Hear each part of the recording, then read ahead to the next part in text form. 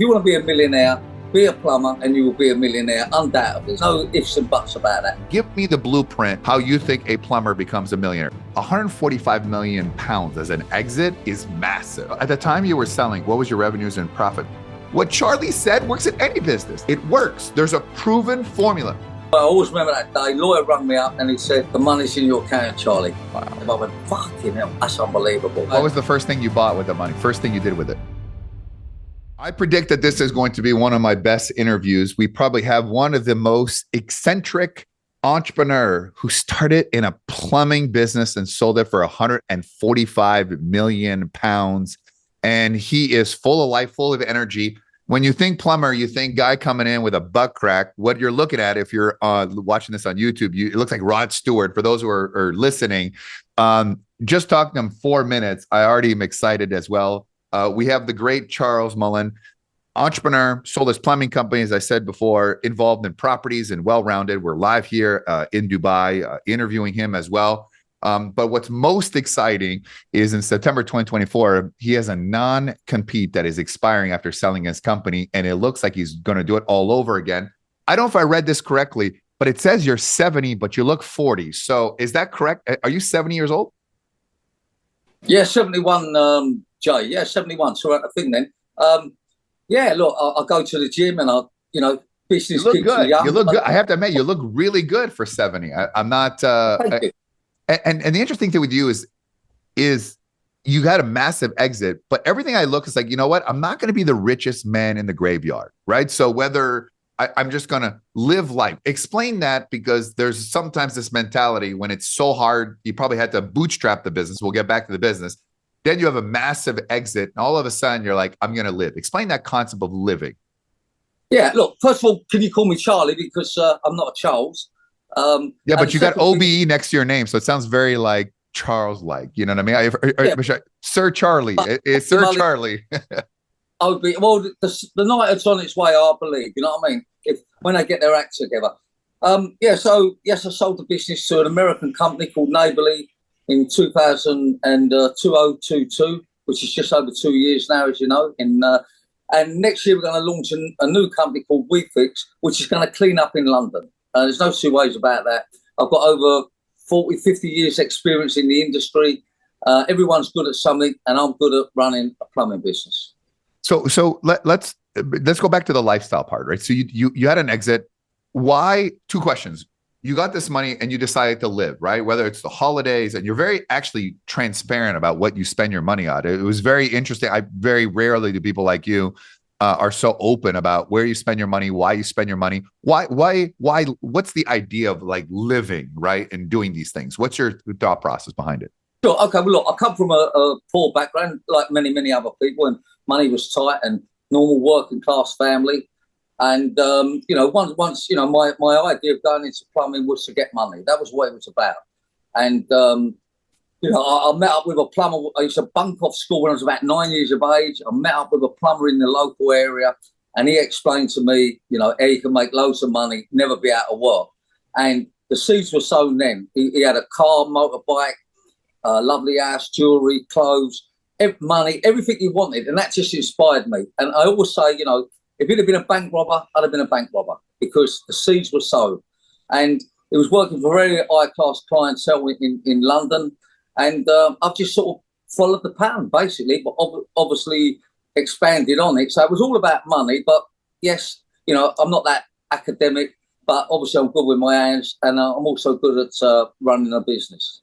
So I'm going to start with, you started in 1979. We are now in 2024, where if you watch videos on social media, like plumbers can make more money than doctors because they're not enthralled in debt. And plumbing has never been seen as a glamorous job to do. It's a very difficult job to do. But because there is a lack thereof, there's now a premium, right? And there's nothing you can do. You call a plumber and they're like, hey, this is how much I charge. And if not, good luck. It's hard to find people. How different was plumbing, being a plumber in 1979, you're starting, to now what you're seeing, the fact that everybody wants to be famous on YouTube? But funny enough, I've got a big following. I got a check for $687 last month in December, and I have a big following. And not that I'm interested, right? And these kids now want to be YouTubers, or they go to college to be lawyers and doctors, but they live in debt pretty much the first 10 years. So talk about the difference. Yeah, all these influencers and all that is, I've not really got any time for them anyhow. They're all short-lived, and good luck to them. But, the real people are out there are people that are working properly. And, if you're a tradesman now, you can be sure to be a millionaire. If you want to be a millionaire, come to London, be a plumber, and you will be a millionaire, undoubtedly. There's no ifs and buts about that. But there's a massive shortage of tradesmen. They're not training them up, as you know. I'm a great believer of apprenticeships. I've done an apprenticeship myself. Left school at 15, big mistake. I look back now, I should have left at 14 because I would have, been out there and had a bigger company. So I do the apprenticeship, I finish it, I go self-employed, and then in 1979 start building a customer base. And we went for 41 years and turned over 50 mil, and obviously made loads of dosh, and then, sold out to the American company. And probably in the last 14 months, I've knocked out or spent about 100 odd mil. Obviously I had a few quid anyhow, you don't get a poor plumber, do you? And, so yeah, I'm living a great life and all over the world, come to America quite a lot. And my girlfriend or fiance, I think it is now, is a singer. So, there's a lot going on, but, I want to get back into the industry, and I want to teach youngsters, and I want to show people that you can do it again. So I don't know if you know this, but maybe the email, I started a trade school, and the hard part now is convincing people that that's what they need to do, because in their mind, there's a glamorous lifestyle. I want to take a step back in 79. Did you, how long did it take before you became successful, right? Because it's hard to say, because in 1979 or 1980, being a millionaire is very different than a millionaire today, because a million back then was a lot more money. How long did it take for you to make it? And what was different about Charlie as a business, your business, that was different from everybody else? Okay. It took me quite a while to make it. This is not an overnight success, as you know. And if you come to the front too quick, you're not going to stay there. So I still was doing okay-ish right up to about 1990. And at 1990, we was turning over £1 million, and I nearly went bust. Liquidators in, told me I'm going to lose my house, going to lose my business, my cars, friends, money, everything. And we just had it, we didn't have it right. And basically we was giving people credit. And basically they said to me, you can either go bust and lose everything or fight for it. I mean, I used to box anyhow, so obviously I'm going to fight for it. We carried on, in about 94, 95, it started to change, and things were all of a sudden booming. And, I think I would say the real turning point was about in the year 2000.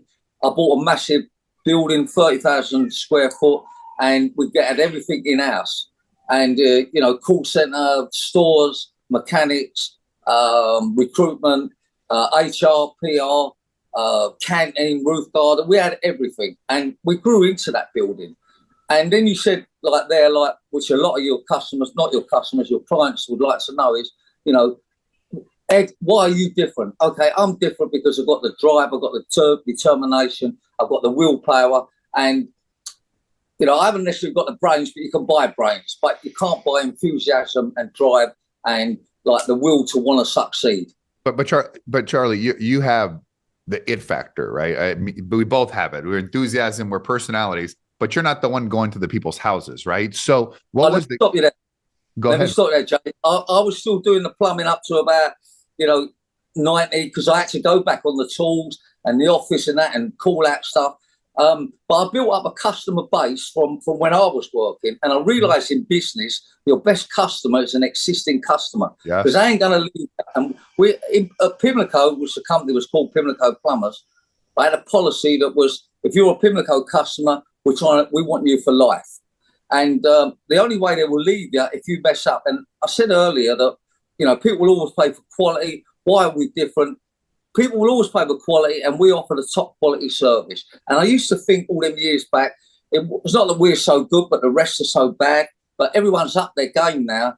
And, people are out there and will pay for top quality trade. When I first started as an apprentice, I used to go to these big posh houses, and they had a sign up saying, tradesman round the back.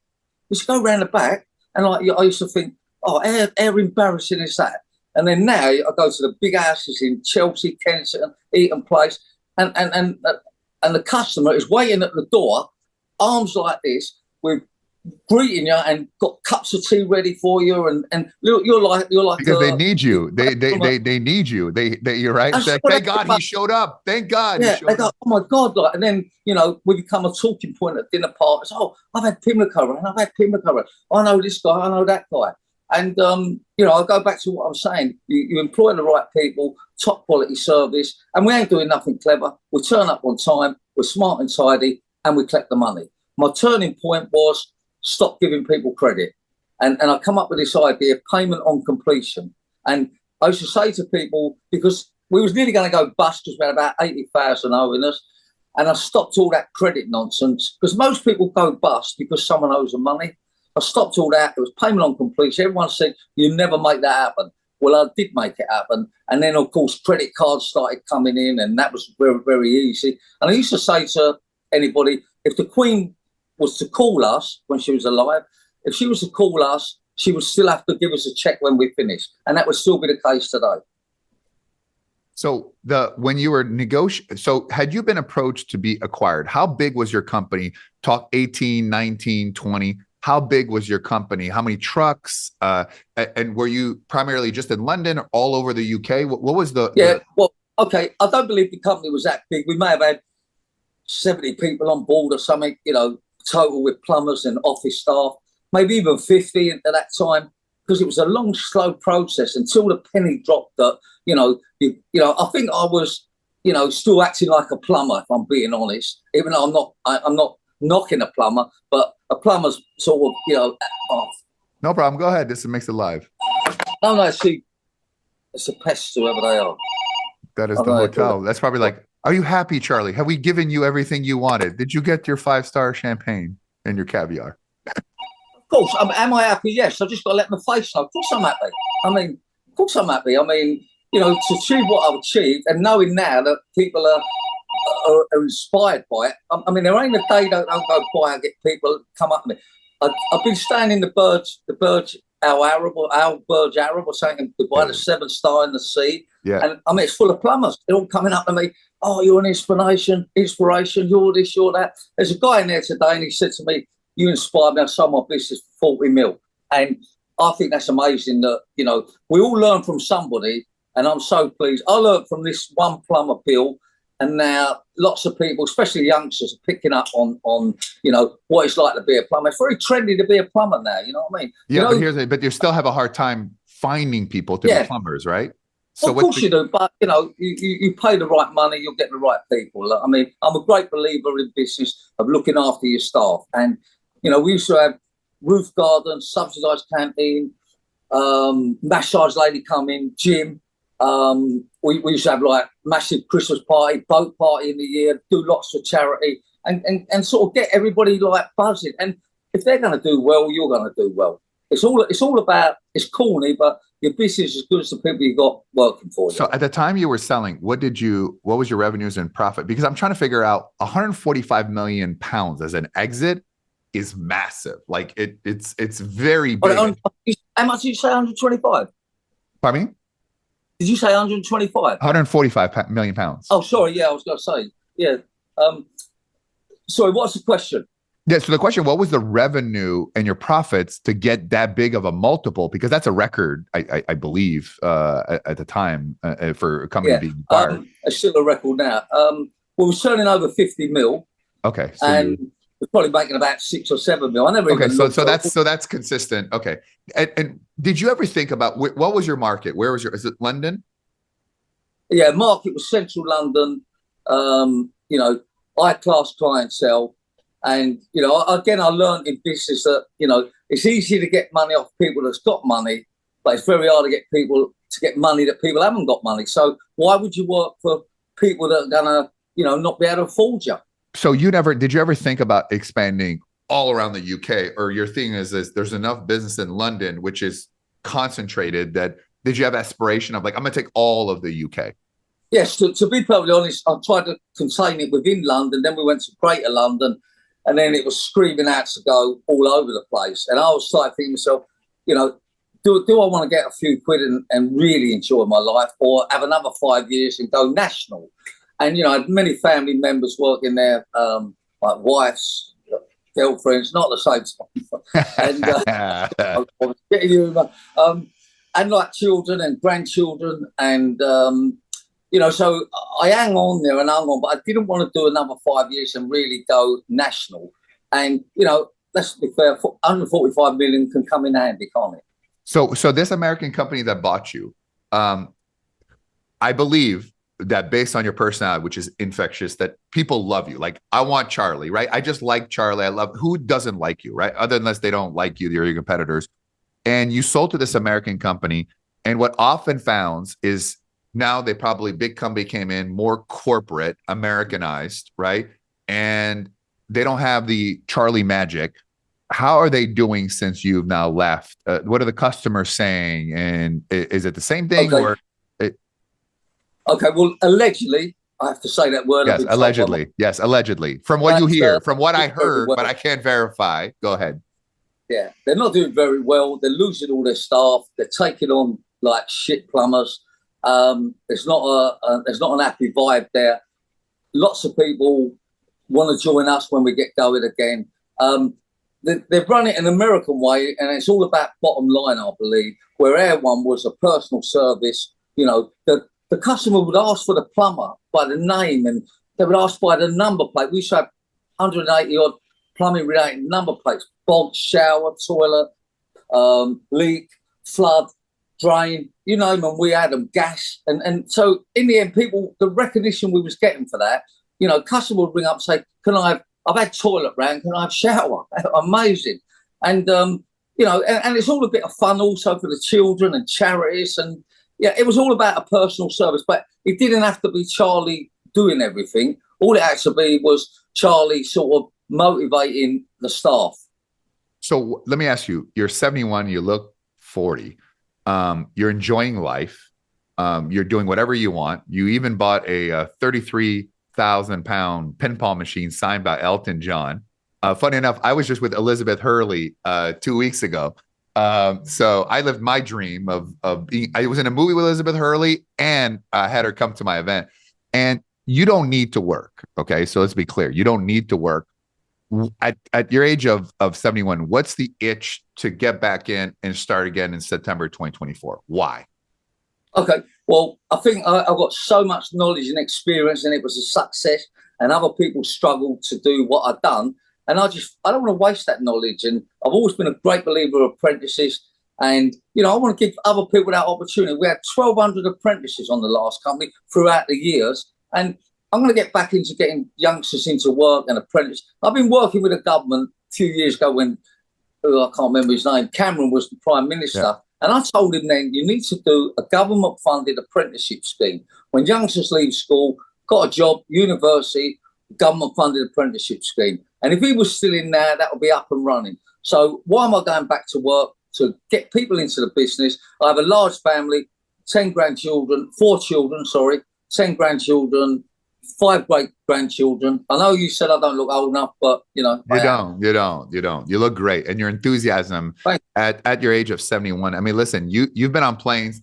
The 71s get wheeled in to the air, you know, to the airplane. And, you know, it looks like they're just counting the days until it's over. You're living life and full of enthusiasm. Very inspiring for any entrepreneurs of any age, by the way. Explain to us from the standpoint, there's people all over the world that are listening to this, right? The process to become a plumber. And you said, you know what, they're going to be a millionaire. Give me the blueprint, how you think a plumber becomes a millionaire. Let's say in London, because obviously people are listening there. But okay, first of all, he comes and works for me. It's the key to it. But if he sets up his own business and he does what Pimlico done or does the policy I had, I mean, we had the smartest plumbers, like, you know, the uniform no one would not have a uniform, and the branding of us, you know, or even the office stuff, everything was branded up, and the vans were great sign written, and the number plates and the publicity. And we've done quite a few documentaries over the years, always on telly, talking about politics, I talk about most things, but if it's not my, you know, I can talk about politics, I can talk about employing people, I can talk about youngsters, getting them into work, I can talk about finances kind of thing, but only because I'm very direct and, I ain't clever. I don't need to be clever, but I have got common sense. Or no BS. OBS, OBE. No BS, like no bullshit. You know what I mean? You're no bullshit. Oh, You say how it is. I Very was American. talking about, and as you know, I got OBE then from King Charles, and that was not for charity work, which I'm very proud of, but that was for running a business and helping youngsters into work. And, the only plumber, I believe, to ever be recognised with an OBE. I think so. It's impressive because I think you're the epitome of entrepreneurism and I think, listen, if you think about it, you started in 1979. You really don't start having any success really till 95, right? 1995. I mean, we're talking about 16 years of just still scraping by. At what point in your journey where you felt like I made it, like I'm successful, right? And people start seeing a little bit differently, not so much as, Charlie the plumber, but look at this guy running this empire. What year was that, if you remember? And how did that make you feel? Broke from the streets to now getting respect. And by the way, they probably should have given you respect before, but there's that sort of, that bourgeois class. The when it really sunk in was not until I sold the business. Up until then, working, making things happen and getting a little bit more time off and negotiating and, things were buzzing. But the only time I knew I made it is when the money landed in the account. When the lawyer, I always remember that day, lawyer rang me up and he said, "The money's in your account, Charlie." Wow. And well, I won't say what I said, but I went, "Fucking hell." Like, that's unbelievable. And that was it. That's what was the first thing. What was the first thing you bought with the money? First thing you did with it? Well, the first thing I've done everything. I bought a roller for about 450. I always had Bentleys anyhow for years. 450 grand. I bought another villa. I got a villa in Spain, so I bought another one. I bought my apartment. That's it. That was it. I bought my apartment. That was 10 mil, like pound, like English money. And can I just add this to it, right? I've got an amazing apartment on the river in Westminster. And my neighbour upstairs, a famous English singer, Tom Jones, and he's my neighbour. We've got the same apartment. And, okay, he's got penthouse, I've got sub-penthouse. But he could be anywhere in the world, and he's my neighbour. And let me ask you, your kids, because you have 4 kids and 10 grandchildren, what was your philosophy in terms of, did you just give them a boatload of money, or there still has to work? Like, what was your philosophy? It was like, hey, first of all, they was all working at the company at some stage, and then they had babies and my son who was running it, he was CEO at the end, my eldest son. Okay, so I gave him 10% of the company because he was the only one that stuck with me. I went through a couple of divorces and, which knocks the life out of you money-wise. And so he had 10% of the company, so he had a big payday. But when I sold it, I give them all, I think, about 6 mil each to buy a lovely house and, look after themselves. Look, I come from a poor background and I don't want them ever to go through what I went through. And I know, but they're workers. They're not stupid. All their husbands work for me, or wives. Everybody worked there, but it was great. Do you think people now always want something from you? They either want money, or they want your brain, or they want who because of that. How do you deal now with that? A different type of attention now that you're successful, you made. But let's also remember that they didn't start in 1979. They didn't fight back, and they didn't come from a poor background, and they didn't bleed like you did. And I think people may take a look, he's at the Burj now, he looks good, but that it didn't start like that. How do you feel that people just come and ask you something? What's your thoughts on success these days, and how you did it and how the world perceives it? Okay, well, look, I'm happy that people copy us and follow us and are inspired by it. I think that's wonderful, and I'm happy to help anybody on that. But there's a lot of people that are clueless, absolutely clueless. I had a guy on to me the other day, like, can you show me how to be a millionaire? Well, if you've got to ask me, then you ain't got no chance anyhow. Do you know what I mean? Because you've got to have your own driving enthusiasm, etc. But if he thinks I'm going to, put this success story in a bottle and give it to him, Well, it don't work like that. You know, I mean, if it did, we'd be billionaires, wouldn't we? You know what I mean? You know, there's when they come and ask me for money, I'll pick and choose who I give money to. And I won't have all that, you know, people pushing you into it and telling you this and doing the sob story. But in the same token, I love charities. I'm very involved with Shooting Star Hospice Children's Charity. And, you know, I put quite a lot of money in various charities over the years. But what you get back out of it and the recognition and, you know, and also, you know, we're all human beings. So, you know, it's nice that people don't think I'm a greedy plumber. People that know me know. I mean, you know, Simon Cowell, who's involved with this charity, he sent me a message from Los Angeles a few weeks ago. He couldn't get there. He put it up on the screen. My friend Charlie Mullins has put some dosh in, and I wanted to walk up like Karen Sugarman, the lady that runs the show. She couldn't get there. And there's Dame Joan Collins involved and so many people. And, you know, I'm going to say it, you know, whether someone agrees with me or don't, but you hear all this nonsense. Don't talk about what you do for charity. That's nonsense. You need to tell people. You need to encourage other people. And I can happily say in the last 12 months, I've given over £1 million, and I'm over the moon to be able to say it. And I will carry on doing it. Even the new company, every job that we do, we're going to donate a certain amount to the charity. And that will bring in lots of work, and it goes down lovely. And everyone's a winner. Last question. This new business, how is this going to be different? What's the plan? Are the kids back involved? Like, what is your new plan for this new company starting in September? Okay. Well, the first thing is to recruit the top people. You know, undoubtedly, often you've got to go through a lot of people to get to the best. I now got it like, you know, anyone that don't stack up, they've gone straight away. So it's all about employing the right people in the office and on the tools and giving them incentive. And we're going to do some form of profit sharing scheme for all and everybody that comes on board. You know, once you've been on 12 months, you'll get a certain percentage of the profit. And I think first of all, by doing that, it's going to work. Secondly, that we're going to offer the top quality elite plumbing, heating, drains, electrics, carpentry service in London.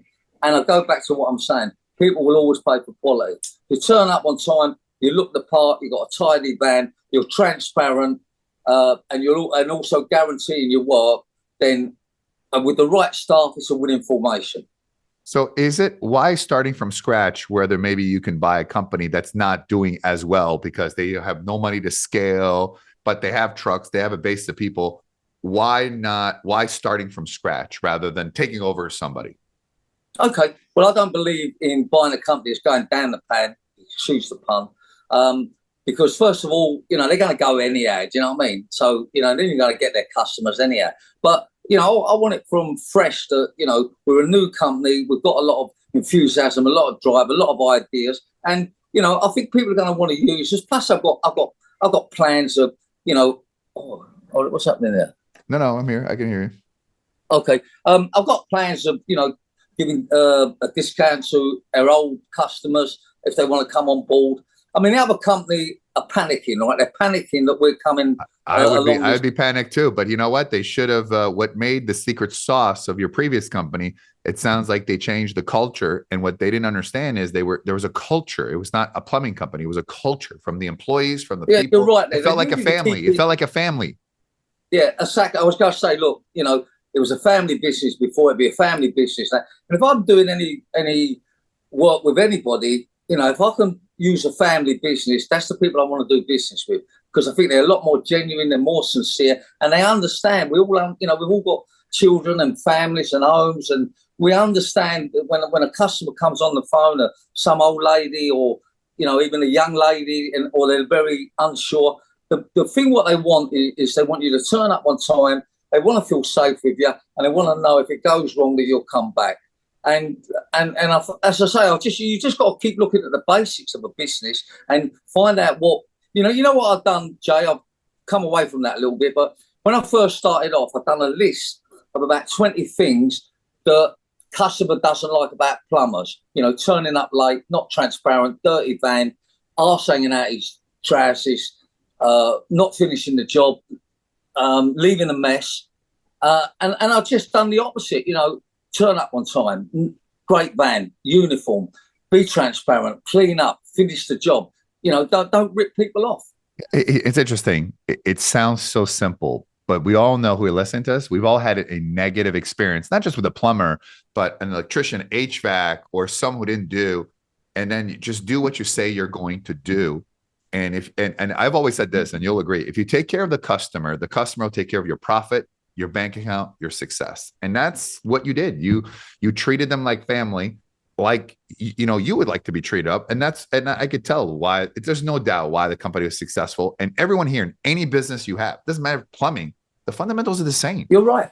The fundamentals are the same. Like you say, you have to have a policy to start with and what your aim is. And if you pick the clientele that you want to work for, I would never do work for third parties like builders and estate agents and busybodies. It was us and the customer. That's how we've done our business. And, for me, it worked for me and it worked for many other people. And you've got to work out your customer, you've got to work out your charges, and you've got to have your own set of rules. I don't know if you know, but I had a book called the Pimlico Bible. Yeah, I was actually just looking at it. I was just looking at it now. They knew what to wear. They knew they couldn't wear shorts. They couldn't have dodgy haircuts like mine. They couldn't have earrings or tattoos on them. And look, people said to me, I don't want to work for you. And you say to them, you're right. You don't want to work for me. The people that are clean and tidy and look presentable are the people we want. And our plumbers were earning 200 grand a year. Normal tradesman, carpenter, electrician, 150 grand. I actually think now that if they was getting 200 then, maybe it's going to be 250 or 300 maybe. I mean, that's fascinating. Charlie, can we become partners? Because I might have to move to London. I mean, I have a lot of business already, but I always say this. The trades industry is the big gold rush in anything, plumbing, HVAC, electrical, anything that's service-based. Because I think at the end of the day, these are the people that are the backbone of all the economies, and they have been underpaid, underappreciated, unless you work for Charlie. And I think to get into that, now it's not going to be easy, and you're going to have a lot of growing pains, like anything, people, problems, and stuff like that. But if you provide that as well, we got to find a way to do business, Charlie. Maybe take the concept to America or all over the world, because I think it doesn't matter where you are. If you have the culture that you talked about, you can definitely succeed. So I'm actually very inspired. I think everyone should learn this as like this. Well, Jay, yeah. Sorry, fella, go on, carry on. I'm like buzzing at my. But I know me too. I'm excited. You're a great person that's helping youngsters and getting people into trades and setting up something that we're drinking from the same teapot on that one. Yeah, you get the youngsters in there and see them come through. I know loads of apprentices that work for me. They've got their own business. They're up and buzzing. They've got their own home. They're like successful people. And you give me any youth, I don't care how much trouble he's been in, and I could convert him into being a success. All he's got to do is, we all learn from somebody. And do you know what, Jay? We used to have like different groups come around, like the Prince's Trust and charities, and people have had it tough.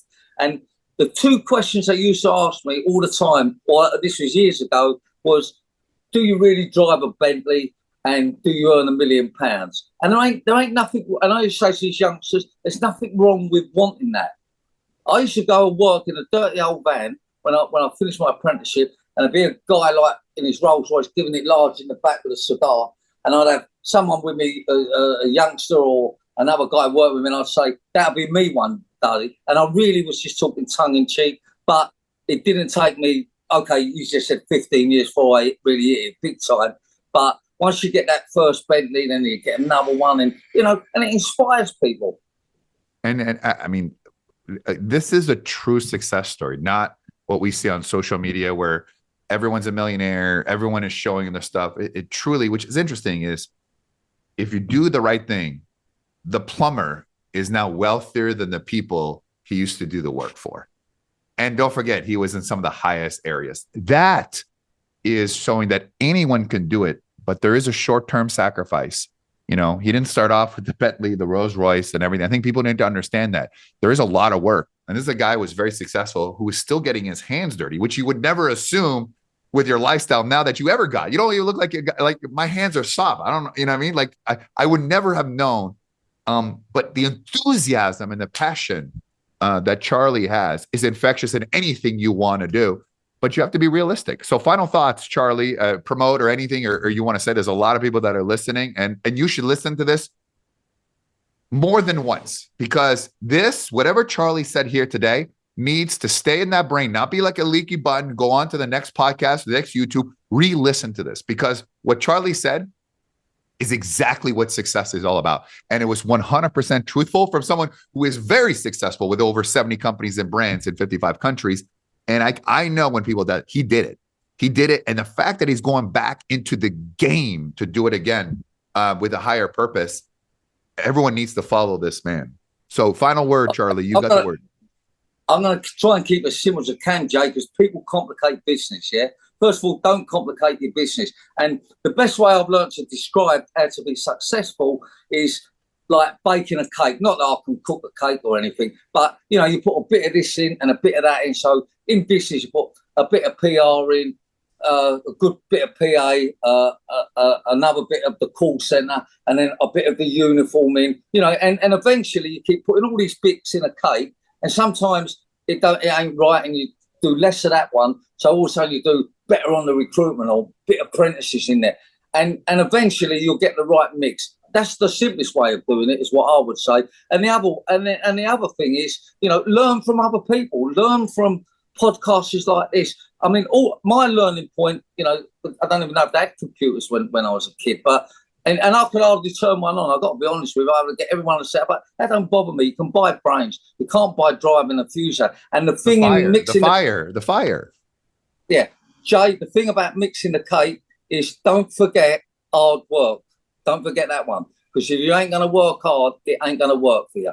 Well, I got a cake story for you. So let's say there's 7 steps, right? So let's say I say to everybody here, who wants to start a plumbing company? So Charlie goes, all right, step 1, step 2, step 3, step 4, step 6, step 7, right? There are 7 steps and you need to do every single one of them, right? And maybe you adjust it, but this is the formula. Here's the way it works too. Step 1, step 2. Well, I don't really want to do 3. Like 4 is not really my brand. It's not who I am. You know, I did my own recipe on the 5th one. We don't need 6 and 7. And then you complain that the recipe didn't work. The cake didn't go up because you didn't follow the 7 steps, right? And I think that's the biggest issue is it works. There's a proven formula. And I tell you this, what Charlie said works in any business. I mean, we use plumbing as an example, but it's what people look at in any business, because Charlie could go to any business and it'd be the same, but he just knows plumbing very well. And I think a lot of times people try to go into something they don't know, right? And there's a learning curve to that. Would you agree with that, Charlie? Oh, of course. Look, as you said it, you kept it simple. And that's what it's about. Look, you know, again, my advice with anyone with business is do it the right way. Do it the right way and you've got half a chance. Do it the wrong way, you ain't got no chance. But let's not kid anyone, Jay. It ain't an easy route. You know, look, think something's going to go to get successful, whether it be marriages, health, family, finances. There's a lot of friends, all this business. And, you know, that's what I've found in here. There's been a few things go on the way. But, you know, at the end of the day, I've been poor and I've been rich, and I know which one I prefer. I think I've got 2 more bits of advice for these. Love it. People. Okay. Yes, you can contact me. My email will be on here. charlie@charliemullins.obe.com. But please, you know, if you want to come on and ask me. The other thing is I have a book, Jay, out there. Right? And this ain't about money, this book. Like, I've had it out there for years. But all the money goes to children, my children. What is the name of the book? Anyhow, the name of the book, because I'm going to buy it right now. Bog Standard Business. Oh, yeah, I just saw that one. Everybody wants to contact me, I'll send them a book, because they can have it for nothing and put a couple of quid in charity, because the book, you know, says what it can say in there. Well, I will email that out. I'll email that out to my database, and because I have a large database on top of the show with a lot of people, because I do events all over the world, 5,000-10,000 people with some of the biggest celebrities, and we'll get everybody to get involved to support your charity there as well. So, couple of more points here, Jay. Sorry, I'm not telling you you're the man anyhow. You know you're the man. No. This is your show. Right, well, this is my 20 minutes of fame. Wait on. Go ahead. Right. A couple of other points I'm going to say out there is, you know, you never want to give up, but you've got to be realistic. You know what I mean? And a jockey never gets off a winning horse. So if you're on a winning horse, stay with it and make it go home across the line and make things happen. As I say, I don't know what more I could say. Listen, I think you've said it all. I think we'll leave the email contact in there. And by the way, if you like this, please subscribe, please share, please comment, please review. It doesn't cost anything.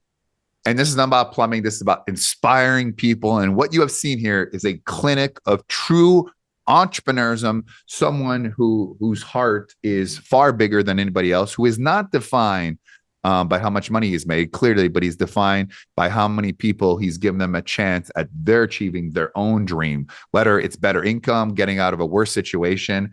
And there's a lot of youth that don't have that role model now, that look at influencers who do crazy stuff.